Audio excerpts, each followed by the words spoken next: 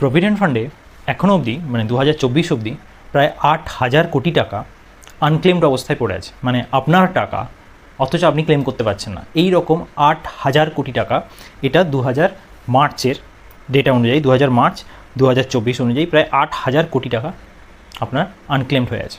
তো সেইটার উপায় বার করতে বা যেসব অ্যাকাউন্ট ডরম্যান্ট হয়ে গেছে, অনেক প্রভিডেন্ট ফান্ড তো আজকের নয়, প্রভিডেন্ট ফান্ড অনেক দিন, একটা সময় ছিল যখন ফিজিক্যাল কপি দেওয়া হতো, তো অনেকেই হয়তো সেটা হারিয়ে ফেলেছেন, ফলে অ্যাকাউন্টে তো টাকা আছে কিন্তু সেটা অ্যাক্সেস করতে পারছেন না, অ্যাকাউন্টটা ডরম্যান্ট হয়ে গেছে ইউজ না করে করে।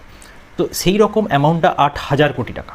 তো সেইটা উদ্ধার করার জন্য গভর্নমেন্ট অফ ইন্ডিয়া একটা পোর্টাল এনেছে।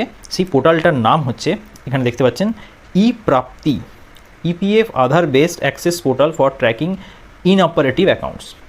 এখানে কি হবে, আপনার কোনো, আমরা জেনারেলি প্রভিডেন্ট ফান্ডের ক্ষেত্রে আমাদের একটা ইউনিভার্সাল অ্যাকাউন্ট নাম্বার লাগে, যেটাকে আমরা বলি ইউএএন নাম্বার।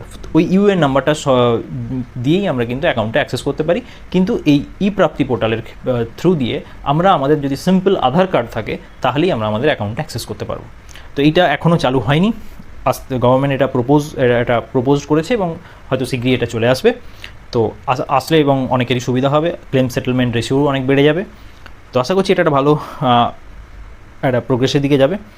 আর আমার এই চ্যানেলে যদি পার্সোনাল ফাইন্যান্স রিলেটেড আপনি কিছু জানতে চান, আমি আমার এই চ্যানেল পয়সা ও পরিকল্পনা চ্যানেলটা সাবস্ক্রাইব করুন। আশা করছি আপনাদের হেল্প হবে।